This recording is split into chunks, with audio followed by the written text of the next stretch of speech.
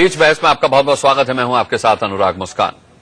प्रधानमंत्री नरेंद्र मोदी ने आज ही यूएनआई को एक इंटरव्यू दिया और उन्होंने इस इंटरव्यू में पहली बार कहा कि एक साल में महंगाई काबू में आई है और देश के अच्छे दिन आ गए हैं। लेकिन कड़वा सच ये है कि आज ही के दिन से जनता पर महंगाई की सबसे बड़ी मार भी पड़ी है। मोदी सरकार ने 1 जून से आपके शौक, आपकी जरूरतों पर महंगाई की कैंची चला दी है। 12.36% से 14% सर्विस टैक्स को बढ़ाने का ऐलान बजट में हुआ था और आज से ये लागू हो गया है। मतलब अब आप जहां भी जाएं, सेवाएं लें, फिर वो चाहे हॉल में मूवी देखना हो, मोबाइल बिल हो या फिर रेल हवाई सफर हो, प्रॉपर्टी खरीदना हो, खाना पीना हो, रेस्टोरेंट में जाकर सब महंगा हो जाएगा। ऐसे में बीच बहस का बड़ा सवाल यह है कि फिर मोदी सरकार ने चुनाव के वक्त ये नारा क्यों दिया था कि बहुत हुई महंगाई की मार, अब की बार मोदी सरकार, और क्या अब महंगाई कभी कम नहीं होगी?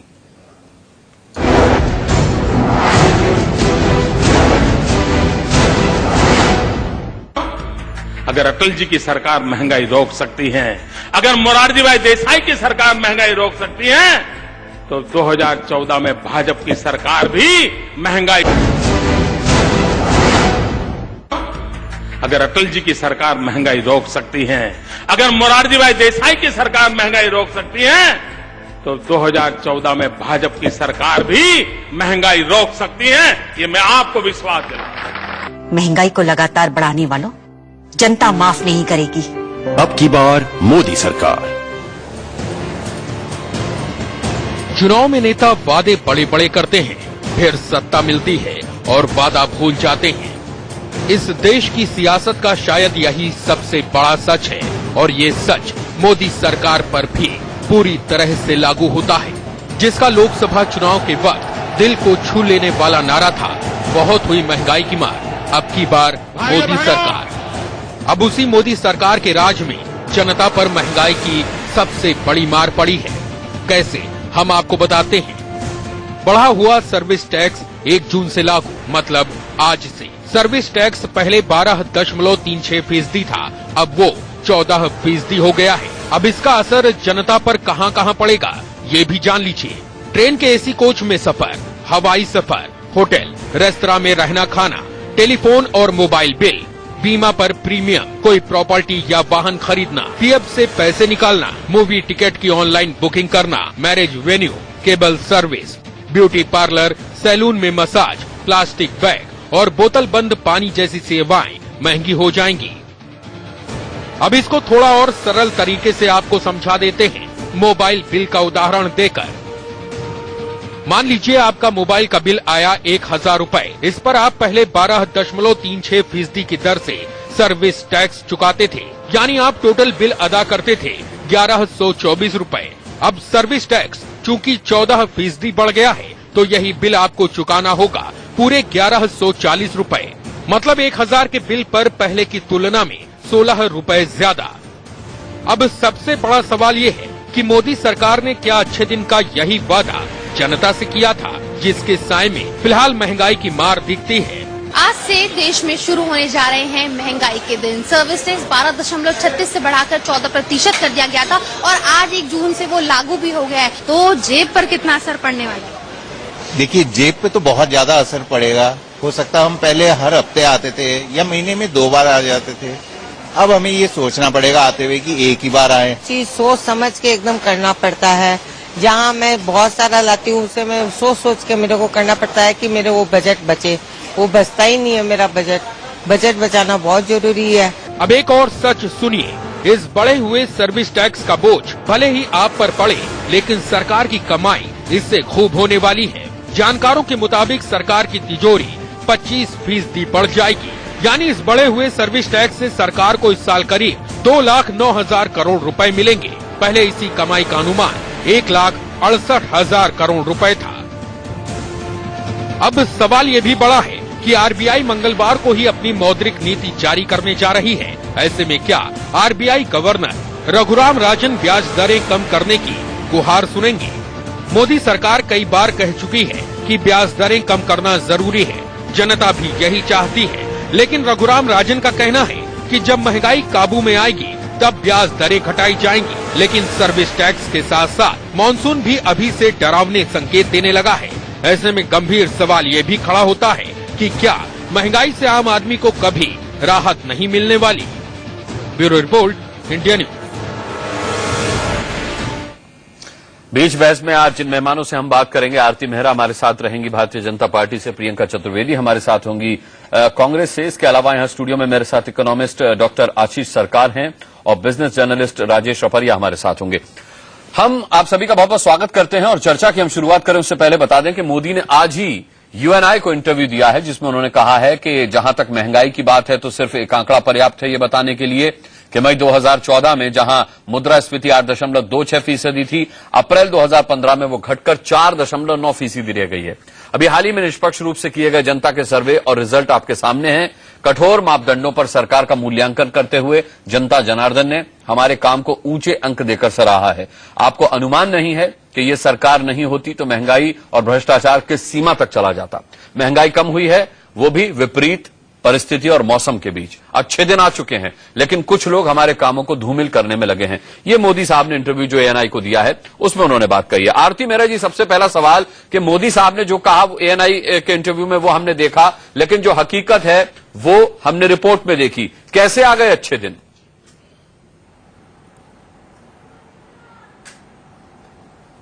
अनुराग जी, देखिए बिल्कुल अच्छे दिन आ रहे हैं। अगर आप सर्वेस देखें, सर्वेक्षण देखें, आप इकोनॉमिक्स टाइम्स की लेटेस्ट पूरी खबर देखें, तो जिस प्रकार से मोदी जी और हमारे देश के वित्त मंत्री, फाइनेंस मिनिस्टर ने देश की अर्थव्यवस्था को पटरी पे लाने का काम किया है, देश में इतनी वेलफेयर स्कीम्स को चलाने का काम किया है, देश में सोशल और आरती जी, सर्विस टैक्स बढ़ गया, आज से 14% हो गया वो हुई है और शुरुआत हो गई है। एक मिनट, सर्विस टैक्स देखिए, सर्विस टैक्स जो है आपको भी मालूम है, देश में इंडस्ट्री के कंपैरिजन सर्विस इंडस्ट्री की ग्रोथ कहीं ज्यादा है। वो सर्विस इंडस्ट्री की ग्रोथ होने पे अनुराग जी, इसमें सेस को भी इंक्लूड कर लिया जो पहले अलग से लगता था। ये कोई ज्यादा वो नहीं, अब इसको तो सिर्फ इजी करने का सिस्टम माध्यम चल रहा है और इसको इजी फाइनली हम तब कर देंगे जब हम इसको जीएसटी को लागू करेंगे। जीएसटी के बाद इसको और रिलैक्स्ड और पीपल फ्रेंडली और इसको एक ऐसा सेट में बना देंगे कि जिससे सबके लिए एक अच्छी सिचुएशन होगी, राज्यों के लिए भी, क्योंकि फेडरल स्ट्रक्चर को मजबूत करना है। जिस राज्य में भी कुछ भी कमी होती है तो सेंटर ने कहा है कि हम उसकी भरपाई करेंगे, लेकिन जीएसटी लाके देश में कितनी नहीं, आप जीएसटी की बात कर रही हैं, ये टेक्निकलिटीज आम जनता नहीं जानती। आरती मेहरा जी, प्रियंका चतुर्वेदी जी, अब मूवी देखने जाएगा, जब आम आदमी देखेगा उसका टिकट पहले से महंगा हो गया, मोबाइल का बिल 1000 के बदले 1040-400 रुपए आ रहा है। अब उसकी खाने पीने के लिए जब वो जाएगा, बिल चुकाएगा, 14% सर्विस टैक्स देगा। आम जनता ये मानकर चल रही है कि उसके तो आज से बुरे दिन आ गए, जबकि मोदी कह रहे हैं महंगाई में कमी आई है, अच्छे दिन आ चुके हैं। परसों कैसे आएगा? आप सिर्फ इसी, अरे आरती जी जवाब तो देने दीजिए, आप बोल चुकी हैं, सवाल मुझसे पूछा गया है। अगर हम महंगाई की बात करें या अच्छे दिनों की बात करें, हम सारे आंकड़े देख लें, हम आम आदमी का जो महंगाई की बात थी उसको देख लें, इन्फ्लेशन को देख लें, पेट्रोल डीजल प्राइस हाइक को देख लें, हम जॉब क्रिएशन को देख लें, हम इंडस्ट्रियल ग्रोथ को देख लें, आप कोई भी आंकड़े उठाकर देख लीजिए। पिछले एक साल में जो गिरा है, कोर सेक्टर इंडस्ट्रियल ग्रोथ गिरी है, जॉब्स नहीं हो रही हैं, आप इन्फ्लेशन नहीं कम कर पा रहे हैं। पेट्रोल डीजल के लिए प्रधानमंत्री ने दिल्ली चुनाव के समय कहा था मैं नसीब वाला प्रधानमंत्री हूं, इसीलिए पेट्रोल और डीजल के प्राइस कम हो रहे हैं। पर देखिए किस तरीके से भाव बढ़ा है। आप फ्लाइट्स कम हुआ, आप एयरलाइन टिकट भी देख लीजिए, आप ट्रेन टिकट देख लीजिए, आप सारे आंकड़े लगा लीजिए, आप आंकड़े देख लीजिए और फिर आप बताइए कहाँ आम आदमी के लिए, इंडस्ट्रीज के लिए, एफआईआईज के लिए, एफडीआईज के लिए या इकोनॉमी के लिए एक अच्छे दिन की शुरुआत रही है पिछले एक साल में। मैं आरती जी से ज्यादा बहस नहीं करना चाहती, आरती जी बस आंकड़े जाकर देख लें। जो इकोनॉमिक टाइम्स की बात करी थी, इकोनॉमिक टाइम्स में मैं भी आपसे बहस नहीं करना चाहती। देश के सर्वेक्षण, देश के लोग करेंगे तो शायद इनको समझ आ जाएगा। लोग कहते हैं कि ये सरकार सही दिशा में है और सही दिशा में है और सरकार आप वो सर्वे देखिए, आप तो जो आंकड़े चल रहे हैं गांवों में देख लीजिए, गांवों में रूरल डिस्ट्रेस है, अर्बन एरियाज में लोगों के पास नौकरियां नहीं है, इंडस्ट्रियल ग्रोथ नहीं हो रही है, आप सिर्फ बोलने के लिए चलिए आरती जी, सरकार सही रास्ते पर है या नहीं ये कहना अभी बहुत मुश्किल है। इसके लिए हमें और कुछ साल इंतजार करना होगा। तो 5 साल की जब गवर्नमेंट हो जाएगी तब पता चलेगा किस रास्ते पर सरकार थी। लेकिन राजेश अपरिया जी, अभी जनता के ऊपर मार पड़ी है, महंगाई का चाबुक पड़ा है, जनता ऐसा मान रही है? देखिए, ये महंगाई का जो ड्रामा है ये बड़ा चक्करदार है। महंगाई दर कम होने से मतलब ये नहीं होता कि महंगाई कम हो गई, पहले तो ये करेक्शन हो जाना चाहिए। पिछले 1 साल के अंदर हम बात करें तो अरहर की दाल के दाम आप देख लीजिए कहां से कहां पहुंच गए। दूध पे दाम बढ़े कि नहीं बढ़े? इन्फ्लेशन, गवर्नमेंट कहती है कि महंगाई दर गिर रही है, तो भाई दूध क्यों बढ़ रहा है, दाल के दाम क्यों बढ़ रहे हैं? ये सरकार को जवाब देना होगा। अभी आरती जी कह रही थी कि हमने वेलफेयर स्कीम बड़ी भारी शुरू करी है। अरे भाई, डॉक्यूमेंट बता रहे हैं कि सोशल वेलफेयर पर, चाइल्ड वेलफेयर पर, एजुकेशन पर, हेल्थ पर 50 से लेकर 30% तक की कटौती बजट में की गई है। तो ये कौन सी वेलफेयर स्कीम में पैसे बढ़ाए हैं, ये सरकार को खुद बताना चाहिए। आज स्थिति ये है कि सरकार आंकड़ों में कुछ भी दिखा ले, लेकिन हकीकत ये है कि महंगाई की मार से आज आदमी परेशान है। पेट्रोल सस्ता हुआ, उसका लाभ जनता को नहीं मिला, उसमें भी आपने भांजी मार दी टैक्स लगा के। अब जब बढ़ रहा है तब भी आप दाम बढ़ा रहे हैं। अभी भी दाम जो है कांग्रेस के जमाने से आधे हैं, लेकिन महंगाई तो आधी नहीं हुई। महंगाई का मूल्य नहीं गिर रहा। जो दाम बढ़ चुके थे एक बड़ी क्राइसिस में, उससे नीचे नहीं आ रहे हैं। इसलिए बीजेपी सरकार का कम से कम महंगाई के मोर्चे पे यह दावा कि महंगाई कम हुई है नितांत झूठा है और आम आदमी उसको महसूस कर रहा है। इसीलिए आज मोदी की बातों को जितना विश्वास इलेक्शन के दिनों में लोगों ने किया, आज लोग उतने विश्वास के संग उनकी बातों को एक्सेप्ट नहीं कर रहे। जी डॉक्टर आशीष सरकार, आपके मुताबिक अच्छे दिन आ गए या बुरे दिन की शुरुआत है? देखिए, मैं अर्थशास्त्री हूं और राजनीति की भाषा में किसी भी अर्थशास्त्र को मैं परिभाषित नहीं कर सकता, लेकिन मेरा व्यक्तिगत मानना यह है कि अगर आप पिछले 1 साल के आंकड़े देखें तो 11.16 था नवंबर 13 में, यानी जब मोदी की सरकार नहीं आई थी, और ये ऑल टाइम हाई इन्फ्लेशन माना गया है भारत के अंदर। लेकिन नवंबर 14 जब मोदी की सरकार लगभग 2 क्वार्टर तक सत्ता पर रही, उस समय इन्फ्लेशन रेट था 4.38, यानी भारत का ऑल टाइम लोएस्ट इन्फ्लेशन। कहने का अर्थ यह है कि अभी सरकार केवल 4 क्वार्टर्स के लिए सत्ता में आई है, और 4 क्वार्टर के अंदर कोई भी नॉर्थ ब्लॉक का बड़े से बड़ा अधिकारी या कोई भी अर्थशास्त्री इस देश की जो अर्थव्यवस्था थी उसको नियंत्रण करने में संभव नहीं लगता है। और यही कारण है, संभव नहीं लगता है या ये मुमकिन नहीं है? मुमकिन ही नहीं है। आप दूसरे शब्दों में अगर कहें तो फिर मोदी साहब किस आधार पर कह रहे हैं? मेरा निवेदन पूरा सुन लें आप। मैं उनके बयान पर बहुत ज्यादा कोई टिप्पणी नहीं करना चाहता हूं। जो अर्थव्यवस्था है उसको स्वीकार करना चाहिए, लेकिन आप एक बात देखेंगे, प्रधानमंत्री का बयान है वो। मैं जो दिक्कतें हैं भारत की अर्थव्यवस्था के अंदर उसको हमें समझ लेना चाहिए कि जो सप्लाई और डिमांड के बीच में जो बिचौलिए थे वो लगभग अब इस देश के अंदर खत्म हो चुके हैं, और इसके कारण मैं बहुत बड़ा आशावादी हूं कि आगे आने वाले क्वार्टर्स के अंदर जो आवश्यक सामग्री है, आवश्यक सेवाएं हैं, जो जनता को वाजिब दामों पर मिलनी चाहिए, वो मिलेंगी। दूसरी बात, आप एक बड़ी बात ध्यान रखने वाली बात है कि इन्फ्लेशन रेट 4 से नीचे कभी किसी भी विकासशील देश के अंदर नहीं लाया जा सकता, क्योंकि इन्फ्लेशन और विकास ये दोनों साथ साथ चलने वाली चीजें हैं। इस समय जो सरकार के पास में चुनौती है वो आम जनता और सर्वहारा लोगों और गरीब गुरबों की परचेजिंग पावर की है। समस्या महंगाई की नहीं है, समस्या अचानक आप महंगाई को, केरोसिन को, पेट्रोल को या हवाई यात्राओं को एकदम से आप नीचे नहीं ला सकते, लेकिन अगर इंसान की परचेजिंग पावर बढ़ा दी जाए और उसकी सोशल सिक्योरिटी कर दी जाए तो ये जो महंगाई की मार है उसको सहनशीलता उसकी बढ़ जाएगी।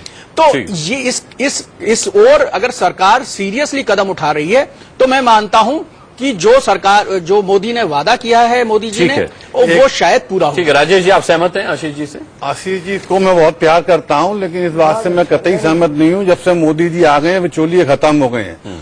पूरा देश जानता है इस बार यूरिया को लेके कितनी कालाबाजारी हुई। पंजाब में यूरिया के ट्रक लूटे गए और तो और थानों से यूरिया का डिस्ट्रीब्यूशन हुआ, भारत के इतिहास में ये आज तक नहीं हुआ। उस समय मोदी जी की गवर्नमेंट कहाँ थी, मोदी जी के लोग कहाँ थे? यूरिया जैसी चीज पे ब्लैक बाजारी हुई है। ये अभी बात कर रहे थे सरकार जी गांवों की, गरीब आदमियों की, उनको यूरिया काला बाजारी में खरीदना पड़ा है। दिक्कत ये है मोदी सरकार की कि मोदी सरकार ने गरीबों के प्रति अपनी आंखें मूंद रखी हैं। इसमें मुझे कहने में कोई उचक नहीं है। सोशल सेक्टर में जितने पैसे काटे गए हैं ये इस बात का सबूत है। और मोदी जी की आज बातों को लोग इतनी सीरियसली ग्रहण नहीं कर रहे हैं, उसमें सबसे बड़ी रीजन है कि गरीबों के प्रति उन्होंने आंखें मूंद ली हैं। इसीलिए सर्विस टैक्स बढ़ाया गया है। ये सर्विस टैक्स मनमोहन सिंह जी भी आंकड़ों में गिनाते थे कि हिंदुस्तान स्वर्ग हो गया, वही आंकड़े यही सरकार दोहरा रही है। जितनी भी महंगाई कम नहीं हुई है, 4%, 5%, बाजार में यदि मूल्य पिछले स्तर से नीचे नहीं आते हैं तो महंगाई दर गिरने का कोई मतलब नहीं है। जी, आरती जी इसका जवाब देना चाहेंगी?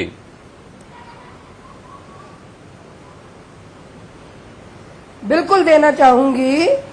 आर्थिक मामलों के बहुत जानकार हैं राजेश रपाड़िया जी, बट मैं ये कहना चाहूंगी कि यूरिया में क्या पहली बार, पिछले आप 15 से 20 सालों का इतिहास देख लो, यूरिया की बंद पड़ी हुई सारी फैक्ट्रियों को शुरू कराने का काम अगर कोई कर रहा है तो भारतीय जनता पार्टी कर रही है। भारतीय जनता पार्टी की ये पिछले आप 15 से 20 सालों का इतिहास देख लो, यूरिया की बंद पड़ी हुई सारी फैक्ट्रियों को शुरू कराने का काम अगर कोई कर रहा है तो भारतीय जनता पार्टी कर रही है। भारतीय जनता पार्टी की ये जो सरकार है वो इसको 20,000 टन पे ले जाने के लिए वचनबद्ध है। अगर आप देखें हमारे जो मंत्री हैं अनंत कुमार, उन्होंने इस पे डिटेल से सारी बात की है। और दूसरी बात जो आपने कहा कि मोदी सरकार से मोह भंग हो गया और लोग सीरियसली नहीं ले रहे, तो शायद आपने आज की स्थिति पर बात करिए आरती जी। आरती जी, आज की स्थिति पर बात करिए। आप किसी रेस्टोरेंट में खाने जाएंगी तो क्या पहले से सस्ता मिलेगा आपको खाना? बात कर रही हूँ आज की स्थिति पे, आज की स्थिति पे बात कर रही हूँ। अगर देश मुझे सोशल सिक्योरिटी दे रहा है 1 रुपए में, 12 रुपए में अगर 2 लाख रुपए का कवर देता है, अगर 330 रुपए में लाइफ इंश्योरेंस का कवर मुझे मेरी सरकार देती है, तो ऐसे में अगर रूरल एरियाज में नहीं लग रहा है, देश को लग रहा है, अर्बन सेंटर्स में भी, रूरल सेंटर्स में भी। आरती जी, मैं बता दूं, बीमा पर प्रीमियम महंगा हो जाएगा 14% अगर सर्विस टैक्स बढ़ा। प्रॉपर्टी या वाहन खरीदना महंगा हो जाएगा। रेस्टोरेंट में जाकर के अगर आम आदमी खाना खाता है उसके लिए उसका बिल महंगा हो जाएगा। पीएफ से पैसे निकालना महंगा हो जाएगा। इसके अलावा थर्ड एसी से लेकर के फर्स्ट क्लास तक की टिकट रेलवे रिजर्वेशन के दौरान महंगी हो जाएगी। हवाई सफर महंगा हो जाएगा। मैरिज वेन्यू महंगे हो जाएंगे। फेरिस्त बहुत लंबी है। आप किस आधार पर, प्रियंका जी, किस आधार पर मोदी साहब ने कह दिया अपने इंटरव्यू में कि अच्छे दिन आ गए? नहीं, वो एक्चुअली जब से प्रधानमंत्री बने हैं वो सिर्फ अपनी बातों को सुनते हैं, मन की बात कर जाते हैं, लोगों की दिल की बात तो सुन नहीं रहे हैं, जो उनकी तकलीफें हैं उन पे ध्यान दे नहीं रहे हैं, अपने आप को नसीब वाला प्रधानमंत्री बनाने में लगे हुए हैं। बदनसीब जनता हो रही है कि ना ही उनको महंगाई की मार सह पा रहे हैं, ना ही उनकी वो बता रहे थे परचेज पावर, जो बात कर रहे थे, कोई एक अर्थशास्त्री है आपके बीच में, मैं उनसे कहना चाहूंगी परचेज पावर भी लोगों के पास कैसे आएगा अगर उनके पास नौकरियां नहीं होंगी। जिनके पास नौकरियां हैं, क्या उनको इतनी सैलरी का इंक्रीमेंट मिल रहा है कि उनके पास सेविंग्स हो सकती है? जिस तरीके से आप महंगाई की मार कर रहे हैं, ना ही सेविंग के लिए ना ही इन्वेस्टमेंट के लिए कुछ पैसा बचता है आम आदमी के हाथ में। और प्रधानमंत्री बताते हैं अपने इंटरव्यू में कि महंगाई कम की है और अच्छे दिन आए हैं। पता नहीं किसके लिए अच्छे दिन आए हैं, कुछ चुनिंदा लोगों के लिए जरूर अच्छे दिन आए होंगे जिनके लिए पॉलिसीज भी बन रही है। प्रियंका जी, कांग्रेस समझना नहीं चाहती, कांग्रेस जानना नहीं चाहती, कांग्रेस सुनना नहीं चाहती। भारत की सरकार संवेदनशील सरकार है और वो बात करती है होम फॉर ऑल, ठीक है, हेल्थ फॉर ऑल, कांग्रेस को छोड़ दीजिए, इंश्योरेंस फॉर कांग्रेस ऑल, को छोड़ दीजिए। और उस डायरेक्शन आप राजेश अपरिया जी, आप अपने इलेक्शन की भाषणबाजी इलेक्शन में रखिए, इलेक्शन बीत गए। राजेश अपरिया जी, कल आरबीआई अपनी मौद्रिक नीति का ऐलान करेगा। सरकार की तरफ से दबाव है कि ब्याज दरों में कटौती की जाए। रघुराम राजन पहले ही कह चुके हैं कि महंगाई को देखना होगा, अगर महंगाई पर लगाम लगता है, काबू आता है, तब फिर ऐसा मुमकिन है। अब आज तो सर्विस टैक्स 14% बढ़ गया, महंगाई का ये आलम है, तो यानी कल भी आम जनता को राहत नहीं मिलेगी। ब्याज दर को लेके एक तो ये मिथक खड़ा कर दिया है कि जैसे ब्याज दर कम हो जाएगी तो देश में निवेश बढ़ जाएगा, रोजगार की बरसात हो जाएगी, नई बाल कितने कल पता चल जाएगा। मोदी सरकार को ये जवाब देना चाहिए, बड़ा डंका पीटा जा रहा है कि ग्रोथ रेट 6.9 से 7.3 हो गई, लेकिन मोदी सरकार ये नहीं बता रही है कि जो निजी उपभोग का फाइनल क्वांटिटी होती है, जो अनुपात होता है, वो क्यों गिर रहा है, निजी क्षेत्र के लोग निवेश क्यों नहीं कर रहे हैं। बड़ा भरोसा है मोदी जी पे, मोदी जी आगे आगे बहुत बड़े बड़े काम करेंगे, ये भी भरोसा है। तो भाई इस देश के जो करोड़पति अरबपति लोग बैठे हैं, जिनकी तिजोरियां भरी हुई हैं, वो पिछले 1 साल से निवेश क्यों नहीं कर रहे हैं। ये मोदी जी को जवाब देना चाहिए कि इतना भरोसा यदि लोगों का है तो निवेश रुका हुआ है, क्यों कंजम्पशन गिर रहा है, क्यों इस देश की सेविंग रेट गिर रही है, क्यों इस देश में कैपिटल फॉर्मेशन गिर रही है। सरकार साहब भी बगल में बैठे हुए हैं, वो ज्यादा और डिटेल में इन सब चीजों को समझा सकते हैं। जब सब चीजें गिर रही हैं तो अर्थव्यवस्था कैसे अच्छी स्थिति में है, ये बात थोड़ा मुश्किल लगती है। एक चिंताजनक आरसी जी बात यह भी है कि अभी जो महंगाई बढ़ने के संकेत मिले हैं और जो बढ़ रही है, ये सरकार की तरफ से है। अभी मौसम की मार का आना बाकी है। अमेरिका से लेकर इंडिया तक के मौसम विज्ञानियों ने बता दिया कि इस बार मानसून पर अल नीनो का खतरा है। तो अभी मौसम से जो मार पड़नी है महंगाई पर, वो तो अभी बाकी है। अब सबसे गर्म साल वैज्ञानिक बता रहे हैं कि हो सकता है 2015 का।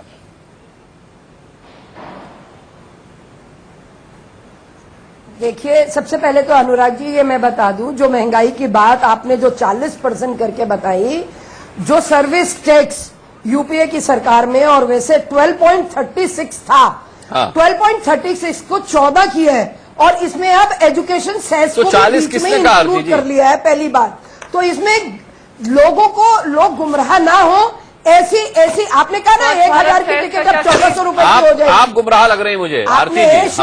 हमने लगातार 14% सर्विस टैक्स लगेगा यही बताया है। आरती जी, आपके लिए एक बात बता दूं, सर्विस टैक्स मजदूर भी देगा और जो एजुकेशन सेस था वो इनकम टैक्स पेयर देता है। अंतर रखिए, एक आदमी जो रिक्शा चलाता है वो भी सर्विस टैक्स देगा, और एक आदमी जो 40,000 या 20,000 के टेलीफोन बिल देते हैं, वो भी उनके लिए एजुकेशन टैक्स था, मजदूर के लिए नहीं था एजुकेशन टैक्स, जो अब से वो भी देगा।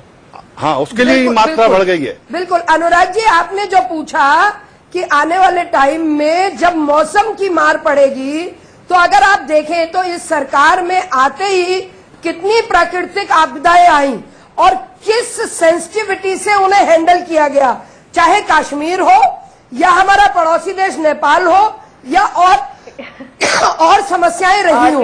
सरकार जो है वो बड़े मन से, बड़ी सोच से, बड़े तरीके से चल रही है, और पूरी तरह से जब अल नीनो का प्रकोप हो जाएगा आरती जी, तो 70 रुपए किलो दाल कहां से मिलेगी, वो तो 140 हो जाएगी। बताना चाहूंगी,